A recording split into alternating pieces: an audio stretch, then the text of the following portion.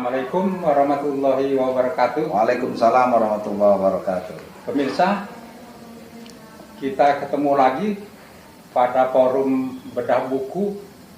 Kita masih membedah buku Pak Samsudin dengan Hasan M. Nur dengan judul Tiada Pernah Menyerah. Pada season kali ini kita akan membicarakan masalah dengan judul seperti kalimat perintah ini, lepaskan beban hidup. Nah, Pak Samsudin, Ya, Pak Edi. Terima kasih kita bisa jumpa lagi Ya, di forum bedah buku ini. Kita sudah banyak membahas subbab atau subbagian dari buku ini, tetapi yang sekali ini sepertinya banyak yang perlu dipertanyakan karena ada yang sifatnya agak sedikit kontroversial. Nah, seperti Pak Samsudin tulis di sini Ya. bahwa Pak Samsudin itu merasakan beban hidup terberat itu bila melihat orang kesusahan, gitu. Nah, ini pada bagian ini menekankan beban hidup terberat ini seperti apa, Pak? Ya. Sebenarnya, Ya, Pak Edi. apakah kita cuek aja lah dengan beban orang kan, bikin kita malah pusing misalnya, atau bagaimana? Ya. Ya, silakan, Pak. Terima kasih, Pak Edi. Ya, kita jumpa lagi nih di sub bagian ketiga, sub 3 dari bagian kedua. Ya. Kerja adalah doa panjang. Iya. Alhamdulillah, jadi judulnya itu lepaskan beban hidup. Iya. Nah, jadi kalau kita mau sukses, gitu, mau berhasil, Pak Edi, jangan lupa lepaskan, jangan ditanggung itu. Oh, gitu. Beban hidup itu berat kan? Bisa memberati. Bisa perjalanan. membebani hidup kita. Iya, iya. Nah, bagaimana itu dilepaskan? Iya. Tentu banyak cara ya, dan lain orang barangkali juga lain juga cara melepaskannya. Iya. Gitu. Jadi Pak Edi, ini erat sekali kaitannya dengan latar belakang kehidupan saya zaman kecil, Iya. zaman susah dulu ya. Jadi bagaimana merasakan benar orang susah. Iya. Jadi psikologi orang susah itu sudah dirasakan benar, Iya. sudah dinikmati benar. Betul. Nah, sehingga kalau pertanyaan yang tadi Pak Edi itu memang betul sekali bahwa kalau ditanya apa sih beban hidup Anda yang paling berat di dunia ini? Iya. Yang paling berat itu Pak Edi apabila ada orang, apakah itu keluarga dekat, keluarga jauh, tetangga dekat, teman, sahabat, di sekolah, segala macam begitu, minta pertolongan, minta bantuan. Iya. Pada saat kita tidak bisa memberikan bantuan itu, Oh. itu yang mengganggu, yang membebani hidup saya. Iya. Nah, karena itu saya berlatih untuk bagaimana mencoba melepaskan beban itu sedikit, semaksimal yang kita bisa.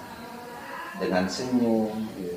dengan tutur kata, dengan tindakan, dengan banyak bentuk-bentuk perhatian yang bisa diberikan kepada orang yang memerlukan bantuan. Simpati atau empati. Iya, bahkan ya. tidak hanya uang.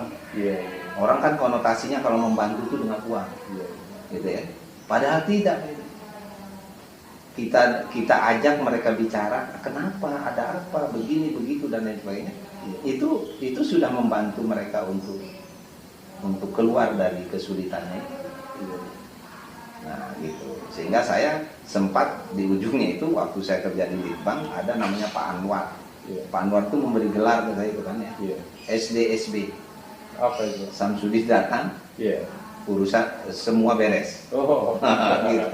Jadi karena apa? Saya senang ikut masuk di dalam persoalan mereka. Iya.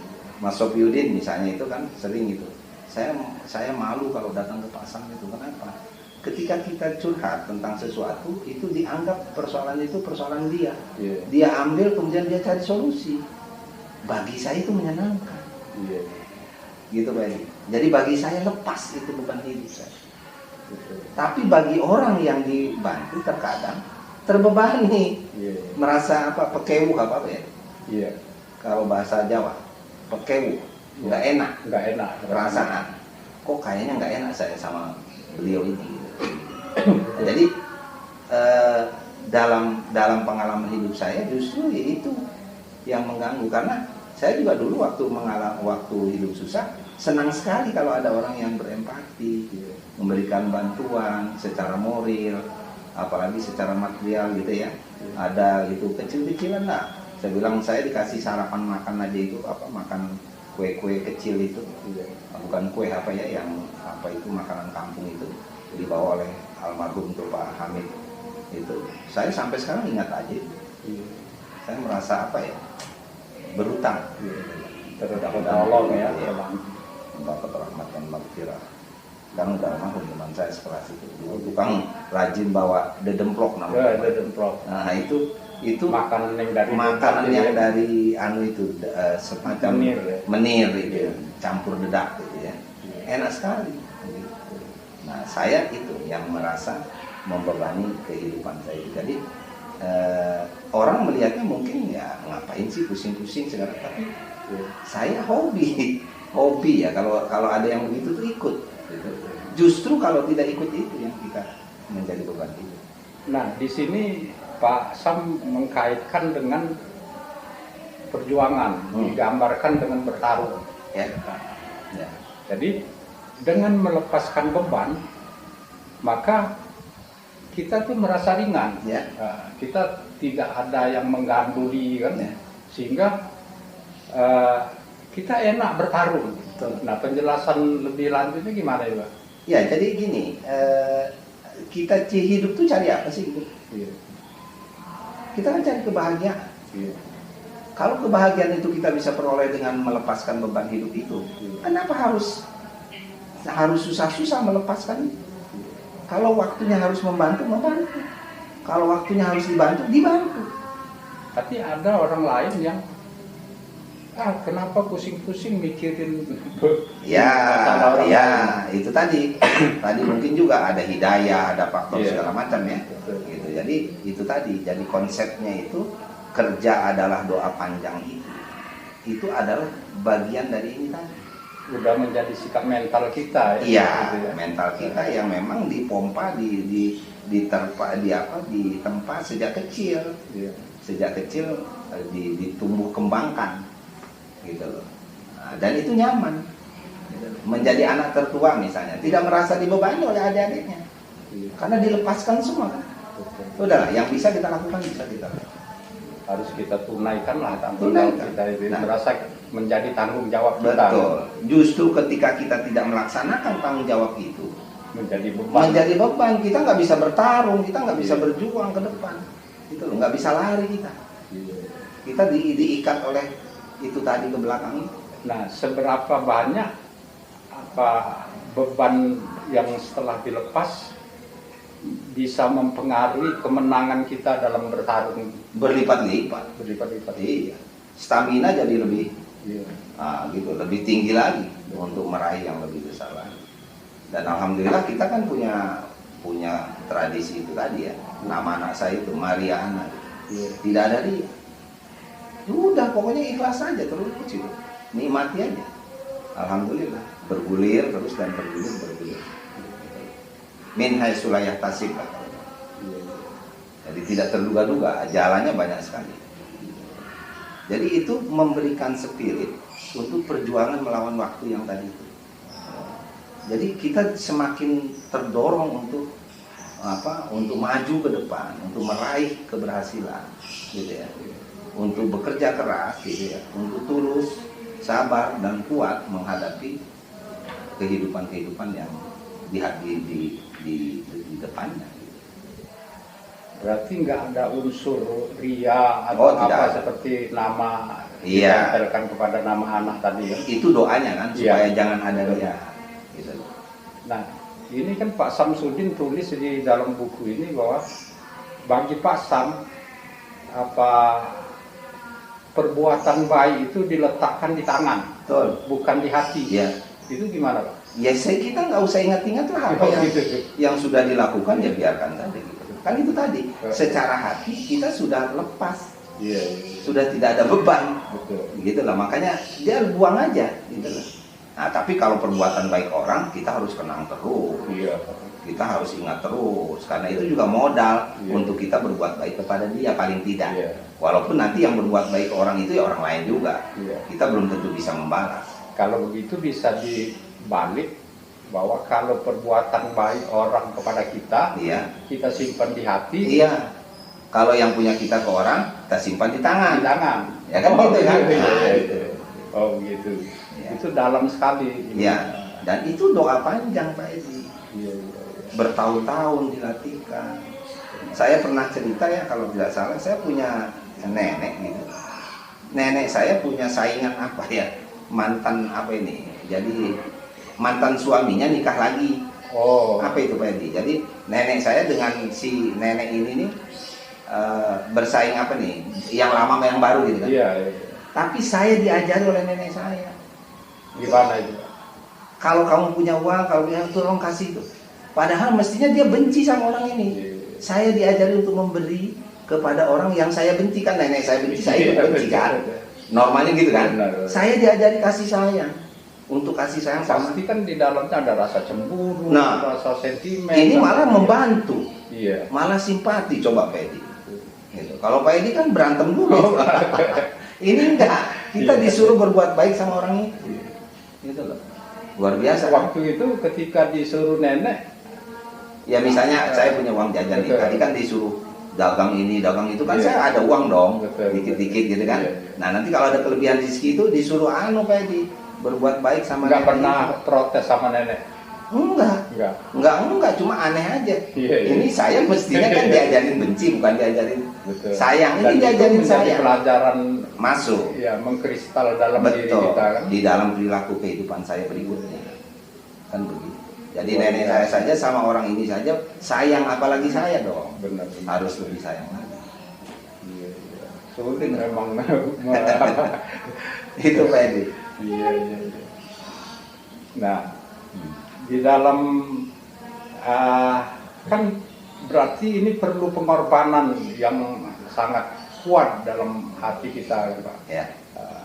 Jadi dalam kita membantu orang, kemudian meringankan beban orang dan lain-lain, kadang kita harus mengorbankan kepentingan kita sendiri. Ya, harus. Iya, Ya, tapi karena terlatih, iya, sudah terlatih, jadi biasakan dulu itu nilai-nilai yang penting di situ adalah terlatihnya itu Pak Edi. iya, Kalau sudah dibiasakan terlatih berkorban, iya, berkorban itu bukan hanya materi, betul, korban perasaan, Iya. korban tenaga, korban pikiran, korban apa gitu. betul.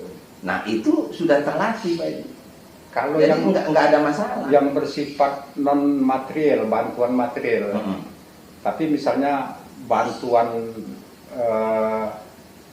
bersifat kebijakan, bersifat membantu prosedur orang lain, Iya. dan lain-lain. Bagaimana itu, Pak? Iya, jangan mempersulit orang. Iya, Jadi kalau misalnya orang sedang menghadapi persoalan gini, ya jangan dipersulit lah. iya, Kita istilahnya ketika kita menggenggam sebuah kekuasaan misalnya, itu kan diberikan kemampuan untuk menolong orang. iya, Nah, mestinya orang-orang yang berurusan dengan kita itu kita permudah, jangan dipersulit. iya. Nah, kalau dulu ada anekdot itu. Sudah kecil gajinya, kita Iya. persulit lagi, Oh, iya. tambah susah lagi. Susah lagi. Pegawai negeri kan dulu konotasinya gajinya kecil. Ya kalau kenaikan pangkatnya jangan dihambat lah. Iya. Kalau apanya jangan dihambat lah. Bantu percepat supaya paling tidak gajinya tidak lambat datang. Kan Iya. gitu kan. Gitu. Itu antara lain Pak Edi. Jadi kalau sudah terbiasa memberikan perhatian kepada orang lain, itulah manfaat ya, bermanfaat ke orang lain. Nggak ada yang berat. Yang berat itu karena tidak ada kebiasaan, tidak terlatih. Ini persoalannya.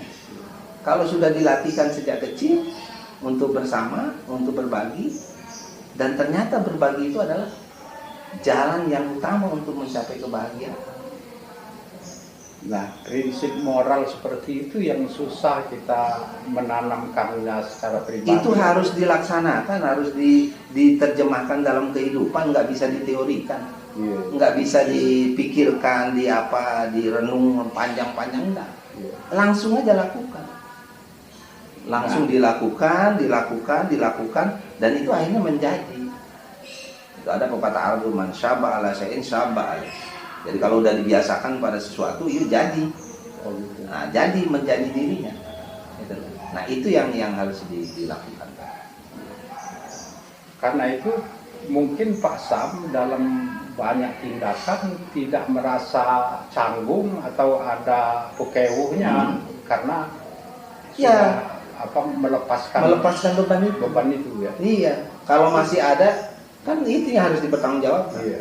Kalau masih ada di pundak ini. Tapi kalau sudah dilepas, lah sudah kan kita sesuai kemampuan kita, kemampuan berpikir kita, kemampuan bicara kita, kemampuan materi kita, kemampuan apa kita, sudah selesai, nggak ada masalah. Jadi jangan simpan itu beban di dalam diri kita. Kita lepaskan. Sebagai anak yang tertua, lepaskan beban. Sebagai ayah, lepaskan beban ayah. Sebagai guru, lepaskan beban guru. Sebagai teman, sahabat, kita lepaskan beban sahabat itu. Nah, tadi beban anak. Kita kembali ke bagian yang pertama dari sub kedua tadi, Pak. Itu harapan sebagai pemicu. Iya, harapan sebagai pemicu ya. Pak Samsudin ada 2 kali mengungkapkan di situ dengan tulisan bertindak sebagai ayah. Ya. Jadi tanggung jawab sebagai ayah. Ya. Nah, itu apa yang dipikirkan Pak Sam? Tanggung jawab sebagai ayah itu seperti apa sih? Ya. Ya. Jadi tanggung jawab seperti ayah dalam konteks itu maksudnya adalah bagaimana mengawal cita-cita atau harapan anak itu menjadi kenyataan. Gitu loh. Walaupun secara waktu mungkin masih jauh. Di situ kan gitu. Mungkin belum saat ini. Tetapi jalan menuju ke arah sana sudah mulai ditempuh. Sudah ada di jalannya. Tapi belum sampai tujuan. Jadi sebagai tanggung jawab ayah itu, ya bagaimana mengawal anaknya menuju gerbang keberhasilan itu. Nah, lebih lanjut Pak Sam ungkap juga bahwa sang anak juga harus melakukan pengorbanan. Betul. Jadi tidak ada cita-cita, harapan yang mulia, yang bagus itu bisa diwujudkan tanpa pengorbanan. Pengorbanan apa saja?